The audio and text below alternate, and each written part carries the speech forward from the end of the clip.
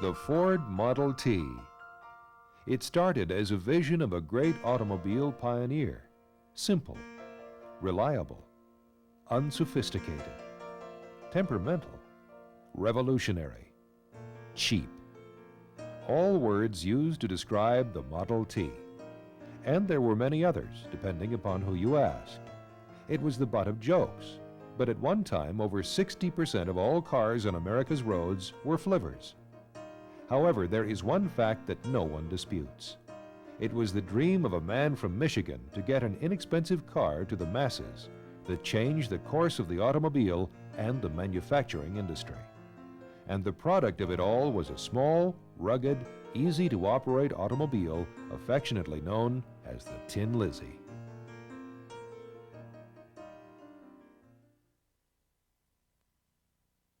In 1900, the United States was entering more than a new century. It was entering a new age of transportation. With the testing of the first gasoline-powered motor vehicle in 1885, it marked the beginning of mechanically propelled travel.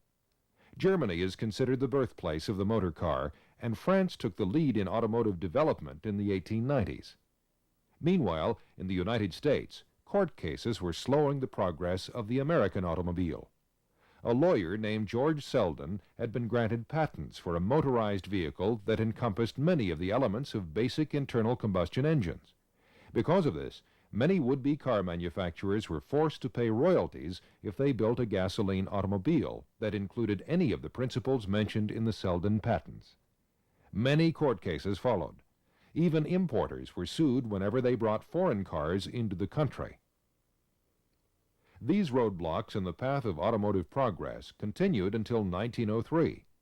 That was when a 40-year-old man from Dearborn, Michigan, decided to challenge the patents. That man was Henry Ford, who was just starting his own business. Ford pointed out that he hadn't followed Selden's automotive principles, and he wasn't about to pay any royalties. It took 8 years, but Ford finally won his case. The breaking of Selden's near monopoly opened the doors for many new automakers and changed the course of industry. Henry Ford had built a steam-driven car when he was only 15. He created his first gasoline engine in 1893. Then, 3 years later, he came up with a little two-cylinder car that featured neither brakes nor reverse gear. This first Ford automobile was called a quadricycle. At the time, Ford was employed by the great inventor Thomas Edison. Executives of the Edison Company were not enthusiastic about gasoline-powered vehicles. They felt cars should run on electric batteries, which were clean and quiet. However, Edison himself encouraged Ford to keep working on the car. But Henry decided to go into business for himself. He left his job with Edison and opened the Detroit Automobile Company. It quickly failed. Ford then turned his energies into motor racing. His crude race car, called the 999, set the land speed record of 91 miles per hour in 1904. At that time, it was the largest and most powerful car ever made in America. It was almost 10 feet long, with 70 horsepower coming from its four-cylinder engine. The publicity from his racing adventure helped him get investors for his second attempt at the car business, the Henry Ford Company. By 1902, the business was going under. Ford sold out to a gunmaker named Henry Leland, who turned it into the auto company that became known as Cadillac. Ford decided to try it one more time. And the third time proved to be the charm, as the Ford Motor Company was born. After a slow start, he came out with the first Ford Model A. Not to be confused with the Model A that was introduced in 1928, this Model A was a two-cylinder runabout. Ford Motor Company started in 1903, with Ford's first product being the first Model A. Cars of that period sold for $750, were generally two-passenger, although for an additional $100 you could add the tonneau or back seat, and for the most part were quite unreliable. If a man didn't have a fair mechanical knowledge, he really had no business owning one. Of course, the Model A, the Model B, the 10 horsepower Model C in 1904. Again, all were two-passenger cars with which you could buy the additional back seat as an option. In 1905, of course, there was the Model E and the Model F. They were four-cylinder cars, but again, pretty unreliable automobiles. Ford was under pressure at that point from a number of his stockholders to build a high-end car, an expensive car. And so in 1906 and 1907, he built a six-cylinder Model K. Proved to be very unsuccessful. Surviving examples of that model are very rare today.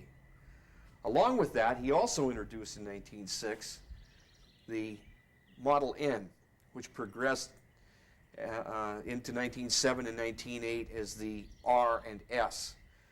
The earliest versions had only mud guards. By 1908, they had full fenders and running boards. They were a four-cylinder right-hand drive car. Despite protests from his investing partners, Ford decided to leave the high-priced car field. He also vowed that as long as he was running the company, he would not make another six-cylinder car. So he went to work on a smaller, inexpensive car, and in October of 1908, the Model T was born. The first Tin Lizzie actually came out as a 1909 model. However, Ford did issue 1908 catalogs for a two-lever, two-pedal Model T, and these might be considered the 1908 models. When they offered it initially, the first 1,000 cars that we refer to today as pre-production cars were very different from what was to become production cars later on. Early innovations that proved to be very unsuccessful was the fact that they used a two-pedal system with reverse and a hand lever. To the casual observer or to the people who knew Model Ts in later years, the three-pedal system was just very commonplace. But to those of us who collect and restore antique cars, the earliest 1909 two-pedal, two-lever 9s are, of course, the very rarest of early Model T. The Model T power plant in 1909 was a 20.5 horse four-cylinder engine cast in block. Engines prior to this time, most generally the cylinders were cast in pairs and mounted atop an aluminum crankcase. This gave Ford the option to add a removable cylinder head, which hadn't been possible in the older style of construction. This basic 20.5 horsepower engine lasted throughout Model T production, the whole 19 years, and some 15 million plus cars all used this same basic design. These were also the first Fords to have a left-hand drive. Right-hand steering was the norm on other cars, even though the rule of the road in the United States had always been to drive on the right. Within 10 years, there were almost no right-hand steered cars being made. The first T wasn't exactly elegant, but it did have a number of improvements over earlier Fords, one of which was the planetary transmission, which featured two forward speeds in reverse. In 1908, it was considered the epitome of gearboxes. The Planetary was noisy, but it helped to make motoring a sport. Other car makers soon jumped on the Planetary bandwagon, but in a few years they had jumped off again. And because so many people had driven nothing but Model Ts, some states began issuing two different classes of driver's licenses in the 1920s, one for Fords and one for all other cars. By the time the first Model T came out, Ford was already the industry's production leader. However, Ford bought most of his parts from outside suppliers. He employed 2,500 men in his labor force in 1908, when he produced 10,000 cars. Meanwhile, the Packard plant employed 4,600 workers and turned out only 1,800 cars. But Packard made practically the entire car themselves, including the body. Ford was more of an assembler than a manufacturer. It was with the Model T that Ford decided to build only one model. The car bodies were bought from suppliers such as Kelsey and O.J. Baudet. It wasn't until the 1920s that Ford made the entire car in its factory. As far as we know, there are only two more of this 1909 body style in existence. This body style is known as a Tourabout, and the difference that it is a Tourabout is that it has no doors.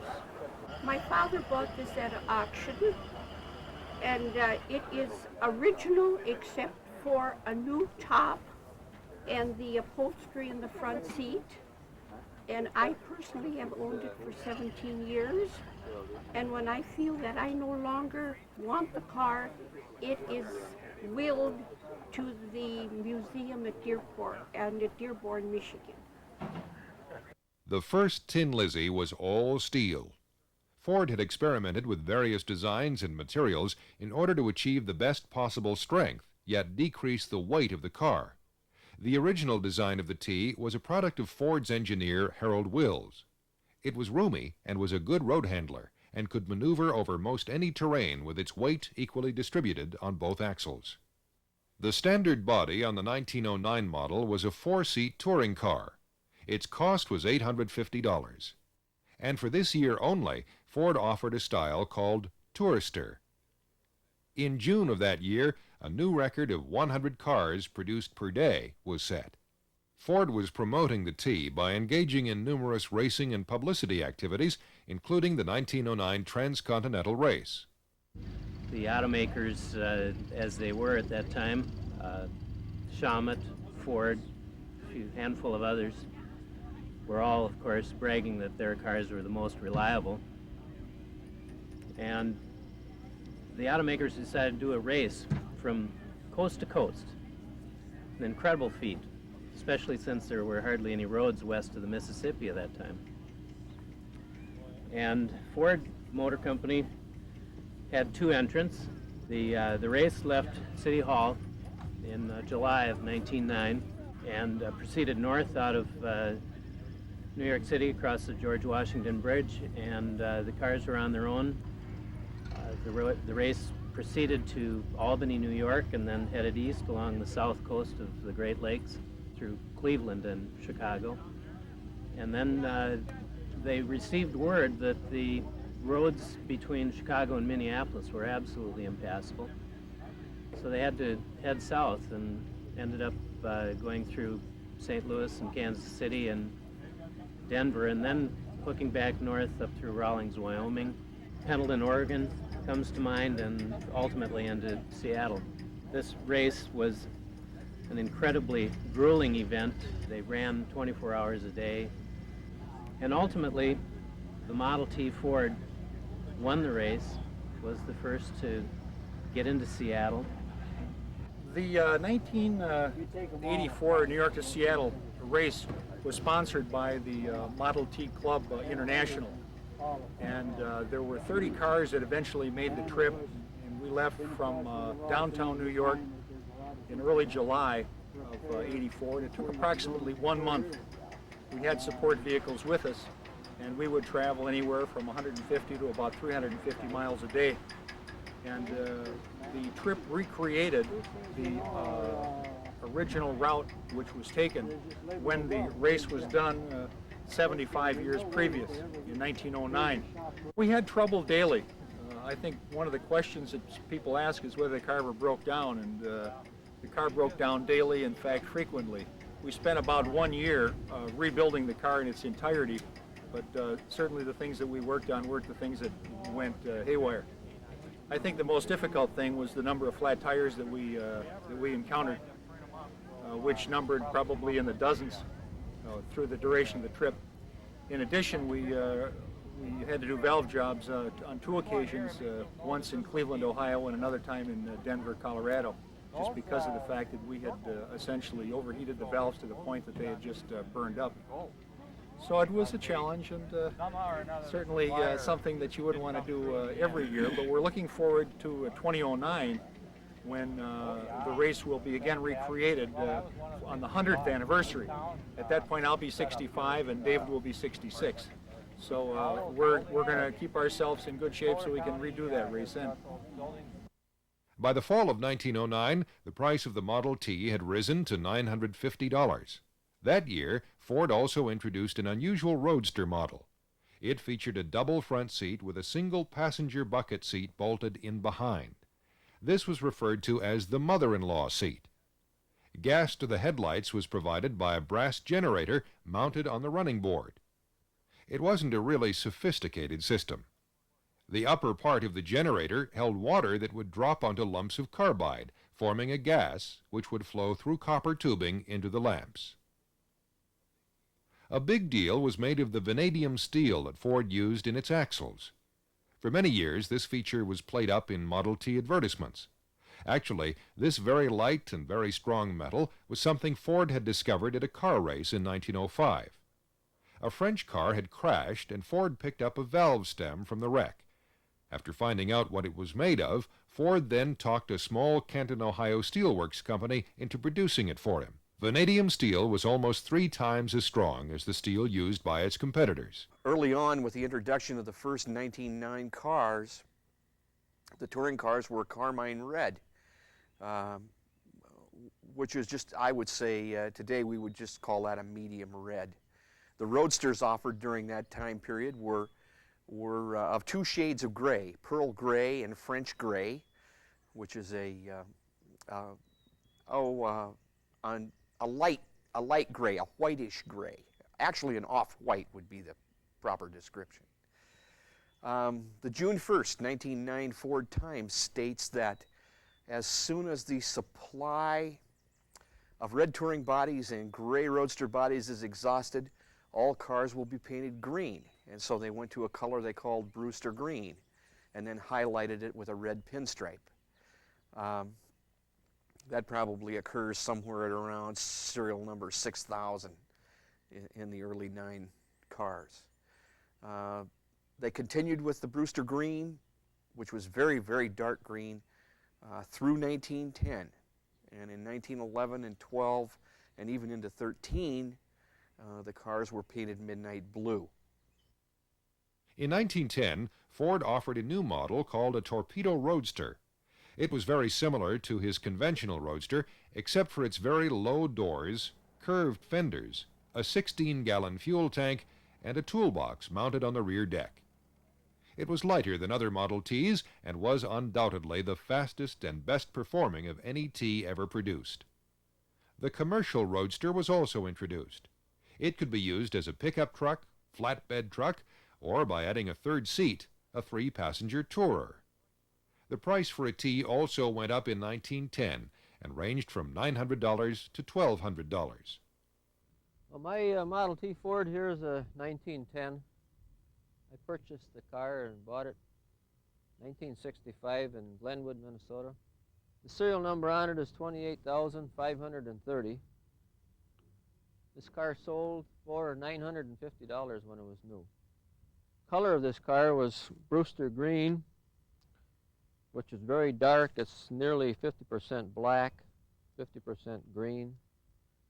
And quite often that color faded in these earlier cars. Most people thought that they were always black. But there's a slight difference between this 1910 and the earlier 1909s.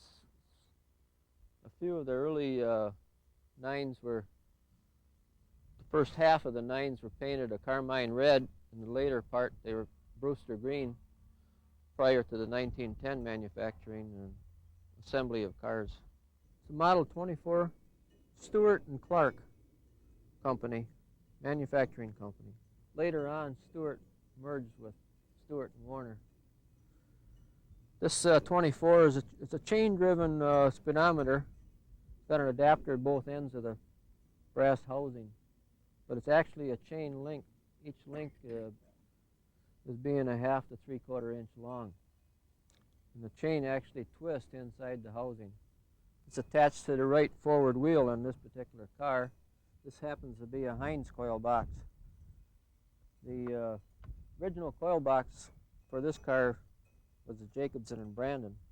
1 coil for each spark plug. The coils are wooden. They're nearly the same on the Kingston box, Heinz, or a Jacobson and Brandon box. They're all nearly the same. The key is a Bakelite, brass centered. Put that in there. Switches for battery position for starting the car, and magneto for running. And it will also start on a magneto. The oil pan on here, the oil crankcase on the 1909 and very early 11s, they call it the one-piece pan. What they mean by one piece is that there's down on the bottom side here, there's no inspection plate for adjusting the rods. The oil, the engine oil and the transmission oil all ran together. There was no separation between transmission and engine. But the earliest cars in 1911, they came out with a change and made the two-piece pan. In 1911, Ford made a few cosmetic changes and some engineering advancements. Sheet metal bodies became standard equipment, but looked very much like the former wooden bodies. The steering wheel and steering gear assembly were larger than the year before. Ford was able to increase his production by the use of the first endless floor conveyor chain. Even though the Kingston carburetor was standard on most Ts, the Model G Ford carburetor was included in many cars. Ford also opened a plant in Manchester, England, and later in the year added a plant in Bordeaux, France. One of the problems that the Ts faced was the lack of standardization of detail. Only its chassis and running gear were made by Ford. Various manufacturers were supplying the bodies and other parts, which led to varying degrees of quality. The 1912 model marked the debut of a new style Tin Lizzie. The four-door touring car introduced front door units as factory equipment. This was also the final year for the Torpedo Roadster. Although it was the best performing T, people who wanted a sporty type car could buy a bare chassis and then get a body from an accessory body manufacturer. The flatback commercial runabout also was seen for the last time. The 1912 T saw the discontinuation of all brass horns and lamps and the all-leather upholstery. The price also fell. The touring car that had sold for $780 in 1911 had dropped to $690 in 1912. You could purchase a new runabout for only $590. Ford was proceeding with his plan to economize and produce more cars. The 1913 model year was significant because it was the last to give buyers a choice of colors. From 1914 until 1926, Henry Ford's remark that any customer can have a car painted any color that he wants so long as it's black rang true. Also, many of the car's parts that had been brass were now made of steel. The reason, of course, was to save money, which would mean that Ford could offer his flivver at a lower cost. That meant that more people could afford a T. This was, after all, Henry Ford's goal, to make the Model T the world's universal car. 1913 was also the year that Ford revolutionized the auto industry by introducing the assembly line at his Highland Park, Michigan plant. It was there his workers would churn out 1,000 Model Ts a day. It wasn't pure coincidence that the beginning of the assembly line also marked the end of Ts being offered in various colors. The reason, once again, was economy. Ford could get Japan black enamel at a lower price. It was also the only paint that would dry fast enough so as not to slow down the assembly line process. It was a simple enough plan. By turning out cars with the same basic style and color, the line kept moving, the cars kept selling, and the profits kept coming in. There were also some model changes for the year. The first real touring car without separate tonneau appeared. Also new was the turtleback compartment on the rear of the runabout, and a closed cab pickup was offered for the first time. The price of a new touring car had dropped to $600, the Roadster to $525, and the town sedan to $740. Profits for 1913 reached the $25 million mark. 1914 was the last year that the T had a real antique look. There were very few changes from 1913. Doors had rounded corners, and only the seats were made of real leather. Even though all Ts were now black, you could still order blue or natural wood wheels. The coupe was now the most expensive Model T. When Henry Ford started assembly line production in 1913, It was new to the auto industry, but wasn't new to all manufacturing companies. For instance, rifles had been assembled on a line in northern factories during the Civil War. However, on New Year's Day 1914, Ford made labor history when he declared that Ford Company workers would begin working an 8-hour day, and he would increase wages to a minimum of $5 per day. At the time, the standard was $2.34 per day for a 9-hour day. Under Ford's new plan, each worker would continue to get $2.34 per day, plus an extra $2.66 that was considered a profit-sharing bonus. Ford employees could expect this bonus if they could demonstrate that they were saving or investing the money for the permanent benefit of their families. From time to time, company inspectors would pay visits to the homes of employees, interviewing family members and neighbors to make sure the bonus money wasn't being wasted. But despite the wage increase, the price for a flivver continued to fall. Even then, Ford Motor Company still turned a $30 million profit for the year. The price for a T Touring dropped to $490, and a Roadster went for only $440. The benefits of assembly line production were evident when you consider it took 12.5 man-hours to produce a T before the line was introduced and 1.5 man-hours afterward. That meant that 7 times as many cars were produced compared to 1911, but with less total manpower. However, until Ford had made the wage increase, the assembly line caused another problem Henry hadn't counted on: employee turnover. The workers didn't like the line and the extra pressure put on them to keep up the pace. So they looked for jobs elsewhere. By the end of 1913, turnover at the Highland Park plant had reached 380%. That meant hiring over 900 in order to keep 100.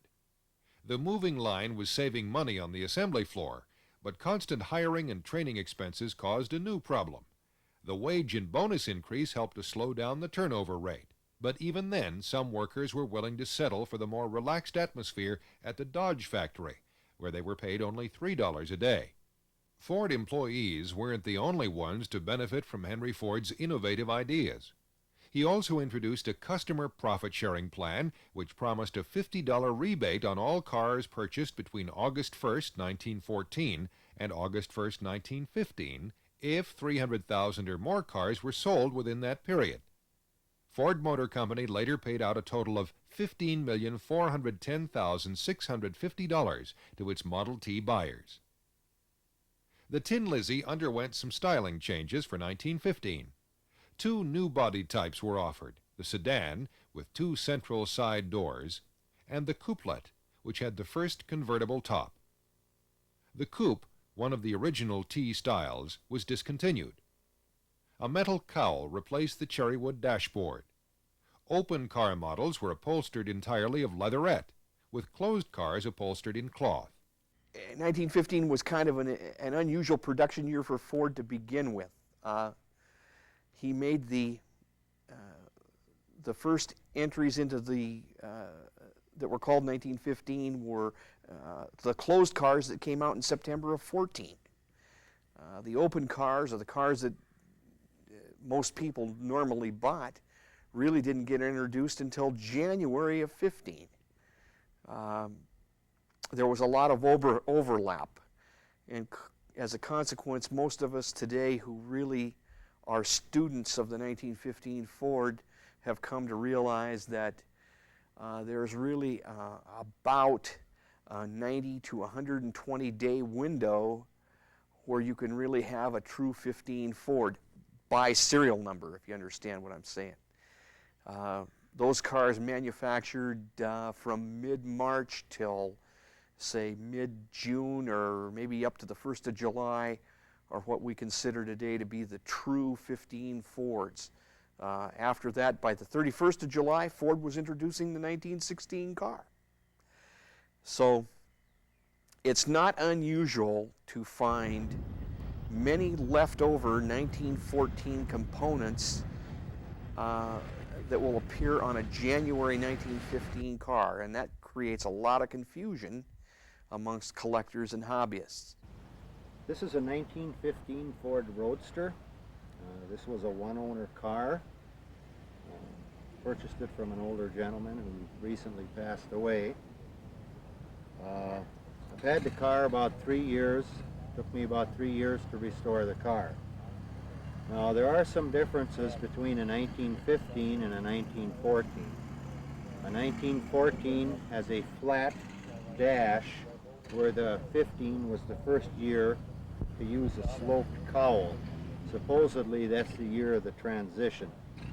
This model also has brass carbide headlights, which is somewhat rare. They say only the early models had these gas headlights. This was the last year for the brass cars. They made a few in 1916, but 1915 was the last year for the full brass cars that I know of. It also was the only year with a klaxon horn. Later on, they then used the magneto horn on them. Also, one of the unusual things about 1915 was it was the only year that had the rib transmission pedals. They didn't make pickup trucks yet in 1915. And so they would buy a little car that had what was called a little turtle deck on the back. And that was removable. The turtle deck was removable, and then they would go to a wagon maker who would make them a box to any specification they wanted on the back of, to mount on the back of their truck. And this is what my great uncle did because he used it in his business of home water pumps. And it was a hard-working little truck. He carried the big water pumps, and all the pipes were along the fenders, and he worked hard with that little truck. So when we got it, it looked like it had been used. We think a wagon maker, when we stripped down the paint to repaint it, the box, which is wood, was yellow with red pinstriping on it, so it must have been somebody that also made circus wagons and things of that sort because of the colors that were used on it. And possibly he just went over there and picked out a box he liked the size of for his business and bought that home and made a little pickup truck out of it. The color has always been green, and we never found any other color when we stripped it. It had always been green, and his water pumps were also green. So we think that was the color that he chose, with McCullough was the name, and I suppose he chose green, and that was the color that he was going to use. One of the things that should be addressed about the Model T Fords between 1909 and 1915 is the quality of the car. The earliest cars, which were virtually hand-built and assembled, were extremely high quality.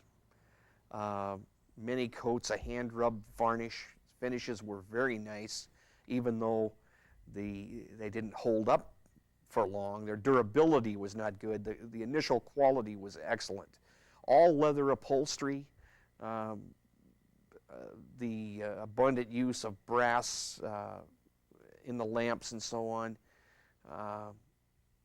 good quality wheels. As production increased, some of those things went away. There was still an abundance of quality by 1915, but for myself, if I set my 9 Touring alongside my 15 Touring, I can definitely see that the car improved as far as its mechanics and its durability, but quality was being sacrificed for rapid production at the factory. A milestone was reached on December 10, 1915, when the 1,000,000th Model T left the factory. By this time, the Highland Park plant was churning out 250,000 Ts a year and had the capacity for double that production. But Henry Ford had bigger plans. Instead of getting parts for his cars from suppliers, Ford wanted to have a total plant. His goal was a factory where the raw materials, steel, rubber, wood, would go in one end, and a complete car would come out the other. So he began looking for a place to build his super plant. Ford located a site on the shores of where the Detroit and Rouge rivers met. He had problems convincing some of the other stockholders to make the investment, but Henry saw a way around that. Up until 1917, Henry Ford had been a dove when it came to talk of war. But as President Wilson led the country toward a war in Europe, Ford became more of a hawk. He was ready to turn his factories to production of airplanes, boats, and even tanks. Ford's ideas for building tanks included covering a Model T with metal to make a sort of mini-tank. Even though the ensuing experiments saw many of these machines flipped over in trenches, he wasn't to be discouraged. Although his experimental tank may not have made it into battle, Ford was able to work out a deal with the government to mass-produce specialized boats called Eagles. With his government contract to build the Eagle boat, Ford was able to deepen the river, drain the marshes, and build the plant, with Uncle Sam picking up the tab. Some members of Congress weren't too happy with the idea of helping Henry Ford get into another line of business at taxpayers' expense. But they had no choice, as the Navy shipyards were already at full wartime production. The River Rouge plant was to become the first indoor shipbuilding facility. The price of the Model T continued to drop in both 1915 and 1916. The T touring car that went for $440 in 1915 dropped to only $360 the following year. You could purchase a 1916 Roadster for only $345. The transitional styling period continued, but with fewer changes than the year before. 1916 was the last year of the small brass radiator and box-type hood. Only 800 brassies were made, ending the brass era forever. Horn and headlights were included in this removal. During the early spring, these were featured in brass, but from late spring on they were simply pressed steel, painted black. Over 750,000 Tin Lizzies were produced during the year. Ford Motor Company profits doubled from 2 years before, with a $59 million figure. As much as Henry Ford is credited with improving conditions for the auto worker and changing the lifestyle of America and much of the world, the marketing techniques of Ford and his car salesmen also created many changes. Before the Model T came along, the automobile was considered merely a rich man's toy. Even Ford's Model K in 1906 cost so much that very few could even dream of owning one. Though his investors wanted to continue with cars costing over $2,500, Henry Ford knew that the only way to succeed was to make a car that almost everyone could afford. First of all, he kept lowering the price of the Model T. Then he offered the $50 rebate in 1914. But the main reason the Model T was so successful was because it was a quality product that came along at the right time. The first major car boom started in 1895. The steam automobile couldn't overcome strict safety requirements, and the electric car could only go short distances before running out of power. The gas-powered car was gaining precedence as it proved to be superior over long distances. Ford took this advantage one step further. To promote the durability of the Model T, he encouraged coast-to-coast car treks that publicized the ability of the T to keep going over any terrain. City streets in the early 1900s were mostly cobblestones. Horse-drawn wagons clattering down the streets made outdoor conversation impossible at times. Despite the various engine noises, most city dwellers welcomed the motorized vehicles with their quieter rubber tires. Besides, the horse-drawn wagons were the cause of many pedestrian accidents, not to mention the sight and smell of horses lying in the streets, dead from age or overwork. Electric cars worked fine in town. With limited range and terrible country roads, there was really no choice. But the Model T changed all that. The T's wheelbase was the same as most horse-drawn wagons, so its tires fit into the worn grooves of the dirt roads. Most other vehicles had shorter wheelbases, which made car travel almost impossible, especially in the mud. The flivver was lighter, and its strong engine could pull it out of ruts that would sink other cars. Of course, the first real production automobile in the United States is the Oldsmobile. They referred to those cars as a curved dash Olds. They were very little more than a buggy, a motorized buggy.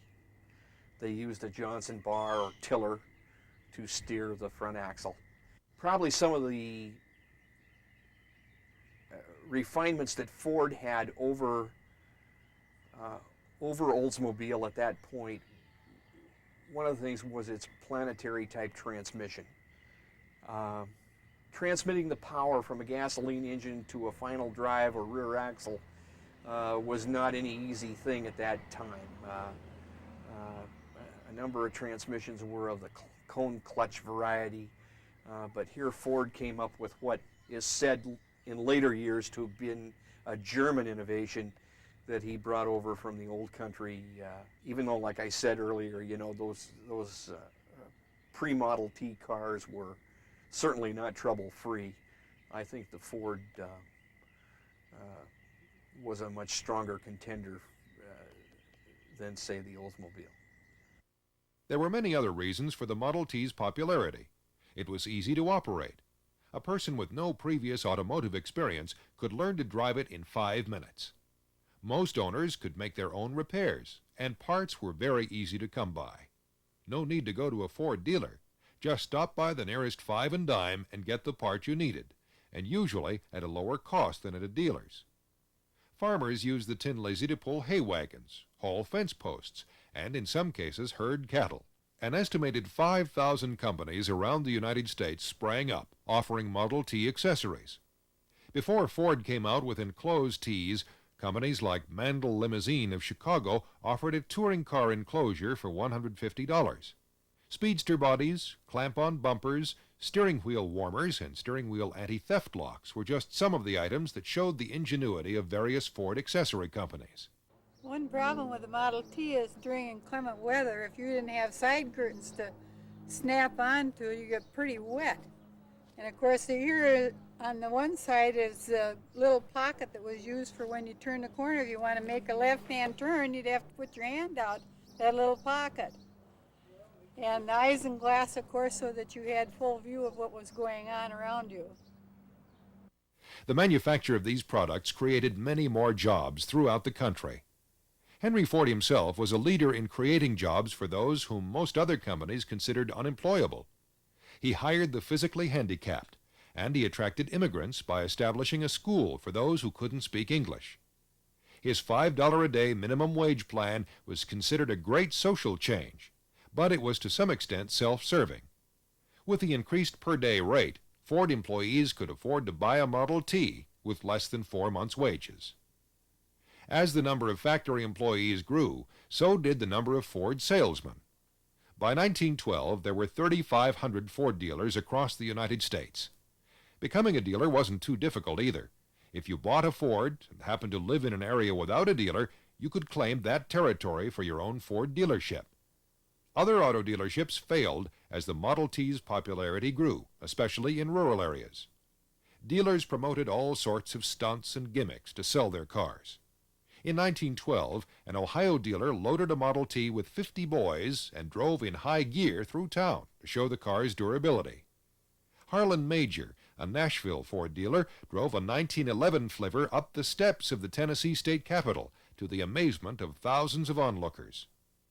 Largely because of Major's stunt, Ford sales in Tennessee rose from 35% in 1911 to 47% in 1912.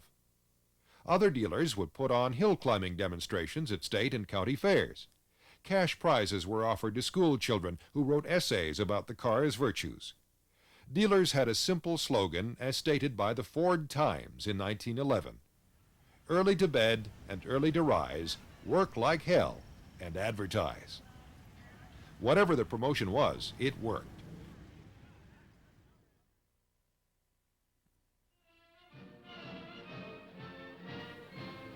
"1917 brought World War I. The automobile business didn't suffer as it would during World War II. There was some gas rationing, and European business decreased somewhat because of military production. Ford tried to keep its prices the same as it streamlined the look of the flivver. But T's were getting plainer. A nickel-plated radiator cap and hubcaps were the only bright trim items on the 1917 models. Crowned fenders appeared for the first time, as did a high steel radiator shell. The magneto-powered electric horn was included as standard equipment. Only the center door T rose in price up to $645. The one-ton truck was introduced, which began a line of popular medium-duty commercial vehicles, which started Ford as one of the world's major truck producers. And by 1917, more than 250 of the Fordson tractors had been purchased by modern farmers. Profits for the year dropped to $38,500,000. Not so much because of the war, but because of extensive building at Ford's River Rouge plant. 1918 was the final year of the town car, which was bought almost exclusively by taxi companies. The couplet, the early T version of a convertible, also was produced for the final time. The public wanted either totally closed or totally open cars. Because of the war, prices increased to $525 for a touring car and $500 for a runabout. Truck versions of the Model T were put into active military service. Although prices increased, it didn't dampen the enthusiasm for the T, as many soldiers returned from the war eager to spend the money they'd earned while in the service. Electric starters were offered for the first time in 1919, although they really didn't become popular until the following year. The coupe was brought back to replace the coupler. Demountable rims were also offered as an option, so the complete wheel didn't have to be removed for tire changing. This meant that inflated, ready-to-roll spare tires could now be carried. The Fordson tractor was becoming increasingly popular in rural areas. Ford also introduced the $6 per day minimum wage. Other changes within the company were also taking place, as Ford's only son Edsel was named company president. Although there were no changes in the T in 1919 except for resurrection of the coupe, profits rose to $70 million, although prices remained the same. The 1920 Tin Lizzie was essentially the same as the 1919 version, with a few exceptions. The original round-style gas tank was replaced by an oval-shaped tank, except on the sedan, which still required the square one. The Kingston carburetor was discontinued after 1920 as Ford introduced his Model NH. Electric starters became an option on all models, as were demountable rims. Work was in progress to come up with a new style T, but that year's model was basically the same as the 1917 and wouldn't be much different until 1923. The war had driven up car prices, but by the fall of 1920, the prices had begun to drop. In March of that year, a T Roadster would have set you back $550. But if you had waited until September, you would have saved $155 as the price dropped to $395. For only $440, you could drive a new T touring car off the showroom floor. By 1921, 62% of all cars built in the United States were Model Ts. However, a post-war depression began to affect the auto industry that year. Once again, the styling was the same, and the price dropped to $325 for a Roadster. However, an increase in competition and the tightening dollar caused a big financial change for the Ford company. In fact, Ford showed a $50 million loss for 1921. Despite the financial setback during the previous year, a resurgence occurred in 1922, as over 1 million Model Ts were produced that year. The cost for a T Touring dropped $7 to $348. A runabout went for $319, a coupe for $580, and the sedan for $645. The Senador sedan was first built in 1915, and the end of the production year was 1922, like this model right here. The Senador was the first sedan they made, and over the years the salesmen were always pushed to sell the sedan, trying to catch that market with families, young families, but the Senador sedan is not the easiest car to get into. So Ford started to come out with the two-door and eventually the four-door sedan, which became more popular models. So in 1922, that's when they terminated production of this model. It was very strange in 1915. One of the big problems they had was the fuel tank was under the back seat. So whenever you went up a steep hill, you ran out of gas. That was finally changed. It's probably one of the heaviest body styles that Ford made, but they never did increase the engine size, so it's a little underpowered. The unique thing about the Senador, again, is the doors are in the center on each side of the body, which makes it kind of awkward to get into the front seat. But the back seat's very comfortable. The rear window in the car, being oval, is characteristic of the Senador all the years that it was made. they made several changes in the body where everything under the metal on this car is wood with metal wrapped around it, and 22 was the last year it was that way. Previously, around the window frames, everything, that was bare wood painted black on all the doors around all the windows. And just the last year that was changed. All the windows in the car open up except for the rear oval window, which makes it very comfortable. It's just like riding in a touring car, except you have the roof on top for the shade. So, and then if it gets inclement rain, slide all the windows up, you're nice and dry. So it's a fun car to have in modern times for sure. For the first time, Chevrolet became a strong competitor in the auto market. Despite that, Ford still showed a $200 million profit. A somewhat new T rolled off the assembly line in 1923. Lowered bodies were the first real advancement for Ford since 1917. Two-door and four-door sedans were offered for the first time. With the styling changes came a slight price increase, as a new Roadster cost $364. The new two-door sedan went for $595, and the four-door was base priced at $725. Production was at an all-time record high of just over 1.8 million for the year. But despite the production record, profits decreased to $82 million for the year. The greatest production year for Model Ts was 1923, when 2,032,759 cars and trucks were assembled. In 1924, the 10 millionth Ford was produced. But the new models remained the same as the year before. A rakish windshield angle on the open cars gave them a sporty look not seen since the Torpedo Roadster. However, Ford was beginning to feel the public pressure to make some huge changes in its car for the common man. Back in 1908, the public wanted a small, cheap, durable car. The no-frills Tin Lizzie met those needs. And there had been really no competition from other automakers until 1916. But by 1920, it was a different story. 3-speed sliding gearboxes were the standard among other automakers, even on their cheapest cars. The competition was also lowering prices to near Ford levels, and Ford was the only major U.S. manufacturer still not offering electric starters and demountable rims as standard equipment. Even in 1925, buyers could still get a T touring car with those annoying magneto-driven headlamps. As the car's RPMs dropped in high gear, so did the light's brightness, all the way down to a dull glow. Model T owners disliked the car's small radiator and antiquated dashboard. Even though the 1924 flivver had some minor improvements, the Chevrolet of that year had not changed. Still, the Chevy remained the better-looking car. The deluxe Chevys also offered colors, plus a new installment plan that made it easier to buy on time and appealed to low-income buyers. Ford, meanwhile, refused to sell cars on credit. Whereas Model Ts changed very little, Chevrolet's styling and engineering were updated each model year.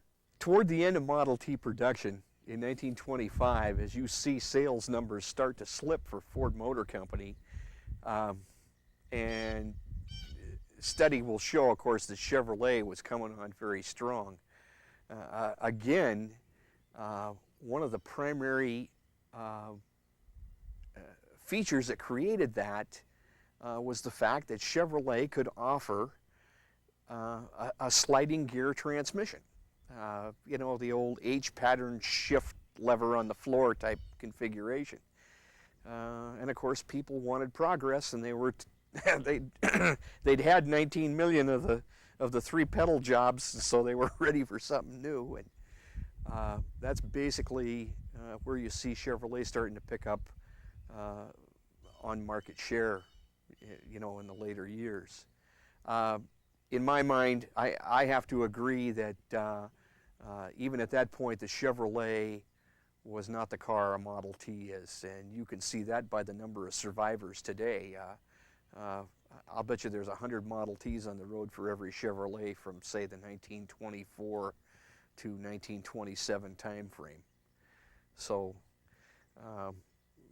Ford's, some of his basic ideas were still strong, clear to the end of Model T production.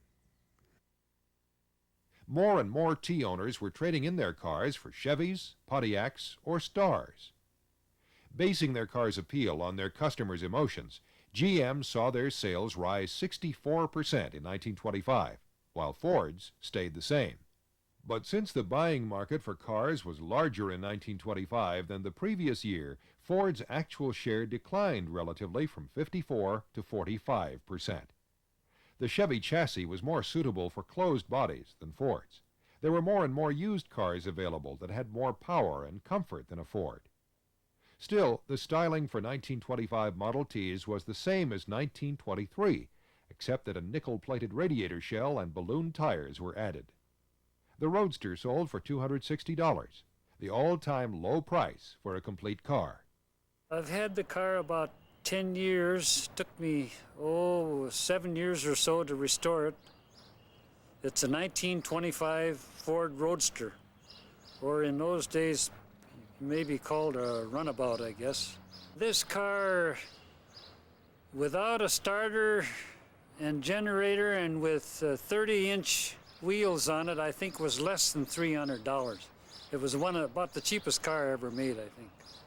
The Model Ts were built with doors only on the passenger side in the early years, supposedly because it was against the law to get out of the car on the street side of the car. This car has got a starter and a generator. I don't have a generator on it right now, but that's one of the things, the main things that the later Model Ts had was a starter and generator. These are the ignition coil, and this is there's one of these for each spark plug on the engine. This supplies the high voltage to the spark plug so to ignite the gasoline and make the engine run. And they were great for toys also. Even in later days, they were great to hook up to Davenports and so on with a wire running underneath a blanket. And when somebody sat down, and somebody else would turn on the juice and shock whoever sat down.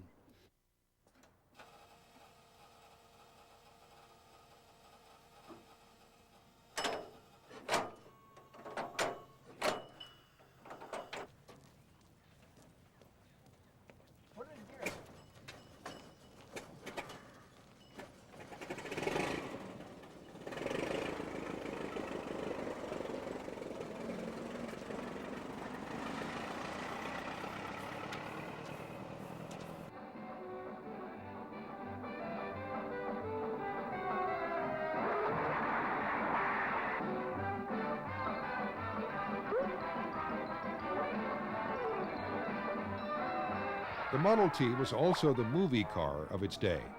The silent comedies of the late teens and early 20s almost always featured a Tin Lizzie in one form or another.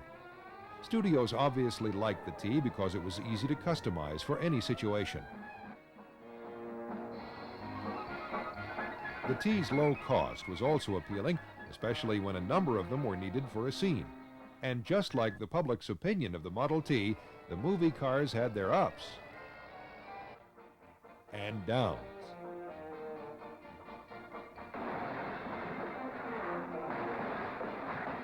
"1925 was the last year in which open Ts were offered with no starter and with the same round oil tail lamp first introduced in 1915. The hand cranks were never a well-liked feature of the flippers. Women drivers were not too thrilled when it came time to crank over the engine while dressed in their Sunday best. Henry Ford was a stubborn man. That stubborn streak helped him build his auto empire, but it also is what signaled the end of the Model T. For more than a decade, the Model T had cornered the automobile market. Because of that, Ford hadn't done much advertising since 1914. It was Ford's public relations activities, court battles, and his hobnobbing with other well-known personalities that kept him and the Model T in the public eye. Ford went on many well-publicized camping trips with Thomas Edison, naturalist John Burroughs, and tire manufacturer Harvey Firestone. This foursome called itself the Vagabonds. From time to time, their group also included President Warren Harding and humorist Will Rogers. Ford saw himself as a spokesman for the common man, but the common man was beginning to look for more in an automobile than just the basics, which is why the Tin Lizzie's popularity was dropping rapidly. Henry Ford's ego made it difficult for him to accept constructive criticism, and since he'd bought out all the stockholders, he had total control, even though Edsel Ford was company president. Ford felt there was nothing wrong with the T. The car wasn't selling because his salesmen were not doing their job. He adopted what was known as the Crossroads policy. Simply stated, it meant that new dealers were licensed to cross the road from dealers whom the company felt were not doing their job. Over 1,000 new dealers were added nationwide between 1923 and 1926. Ford felt the new dealers would increase competition and produce more sales. Instead, many of the old dealers switched to selling General Motors cars. Finally, after years of trying to convince his father that changes were needed, Edsel Ford was influential in the redesigned 1926 Model T that was introduced in the fall of 1925. The radiator was raised, the body lowered, and colors were again offered. Customers could now buy blue, gray, brown, or black Ts, even though Ford was still 2 years behind GM in using the quick-drying Duco lacquer. A nickeled radiator made its debut, and wire wheels were an available option. Balloon tires, which had been an option introduced in 1925, were made standard equipment. I received this car in 1957. I'm the second owner of the car, and the car originally came from Superior, Wisconsin. Some of the features of the car is that it doesn't have a gas gauge. The gas is put in up here.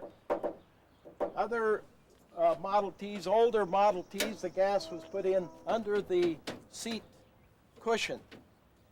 So this was a little improvement over the earlier Model Ts. This lever here is the spark. And I can remember hearing horror stories of people breaking arms cranking Model Ts. And this is essentially the reason for these broken arms. People try to start the car with a spark advanced, and this would cause the crank to kick back and catch you right in the arm here, and thereby breaking your arm. So an important thing in the Model T, if you're going to crank it, or even with a starter, which this car has as an electric starter, is to have the spark all the way up and your throttle halfway down, and then in that position you're ready to crank and use your choke and mixture control. So the car is a little complicated to start. Another thing, if the engine is real hot and you pulled up to a stop, going to a grocery store and come back out again, you can run the spark lever down. If you get it right, the car will just start running like that with no starter. So it's a little phenomena that is indigenous just to Model Ts.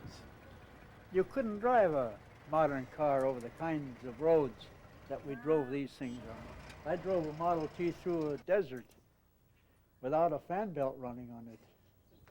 And it didn't make any difference to it. It went anyhow. The fan belt busted and I lost it, and there it was. And no place to get one. I finally made one out of a belt. Another time, my uncle, he had a Model T like this, and we were going up to Mille Lacs Lake fishing, and the connecting rod went kaput. And I found a Haynes. You know what a Haynes on a harness for a horse tug with? And I cut a piece of that leather out and put it in place of the Babbitt in there, and we went on to Mille Lacs Lake and back home again. That didn't seem to make any difference to it either. It went just the same. And you know, these things, wherever you go, you drive them wide open. They don't seem to have anything in between. They last better that way. In those days, they had either 30 or 40 grade oil in them, and a lot of times they'd have to heat the transmission and the engine to get it warmed up so they could get it started. This is geared up for hard farm work. It's not geared up for road. In real cold weather, you had to jack up the rear wheel. Helped to get the momentum when you got it started. It worked like a transmission, you see. The price of the renovated 1926 Model T touring car was up to $380 from the all-time low of $290 in 1925. However, the closed models had an equally substantial price reduction from the previous year. For the first time, the left front door on open cars had hinges and was allowed to open. Despite the fact that the competition was passing it by, Ford continued to produce cars and turn a profit. Model Ts were leaving the factory at a rate of 9,000 per day. In July, the 14 millionth Model T was produced, and Ford Motor Company's net profit of $75 million in 1926 was only $5 million less than the year before. One of the things that struck me,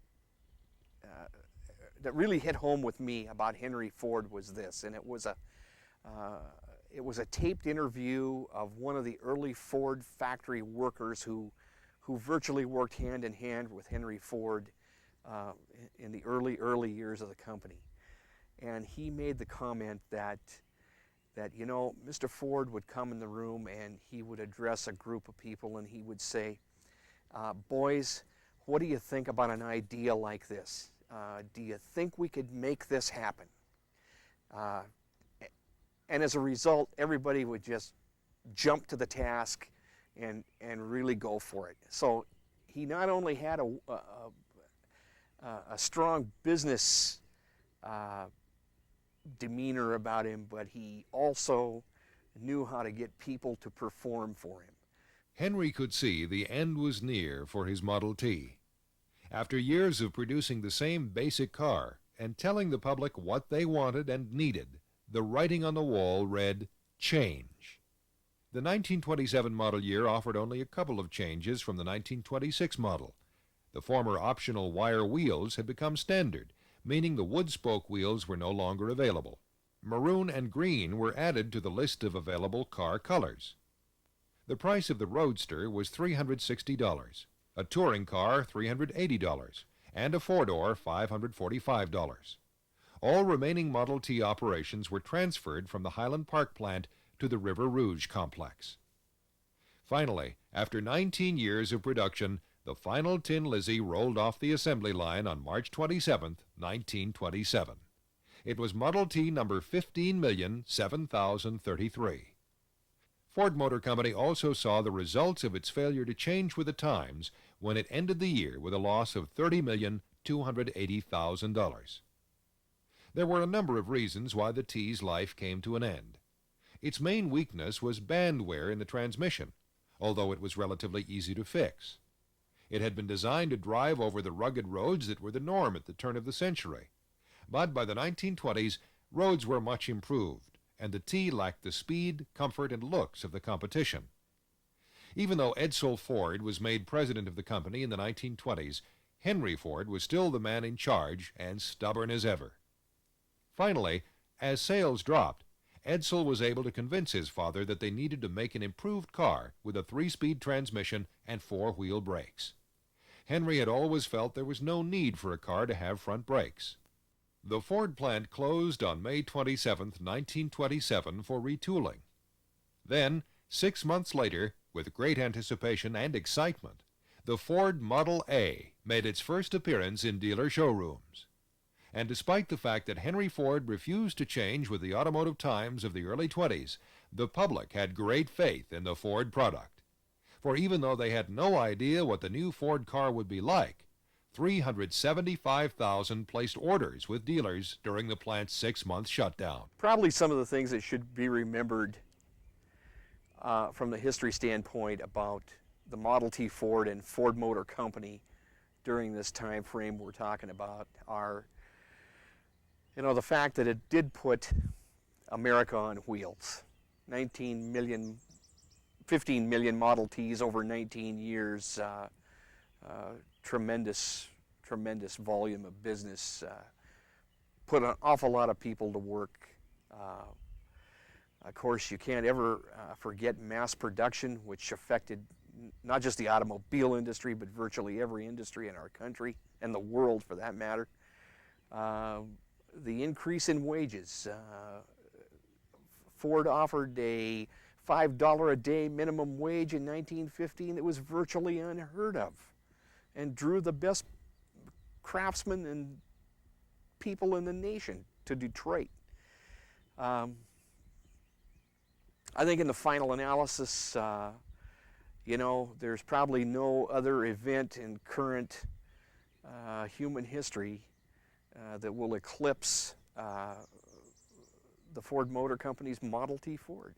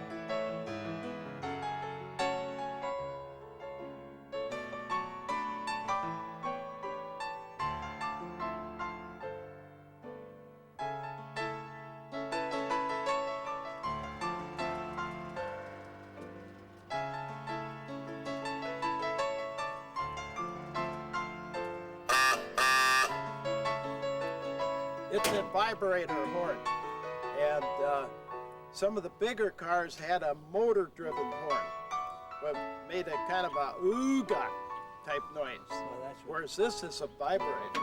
That's what Charlie's horn is. Yeah, that's what Charlie's horn. And that's not illegal. No, that wasn't the original. Original Ford horn.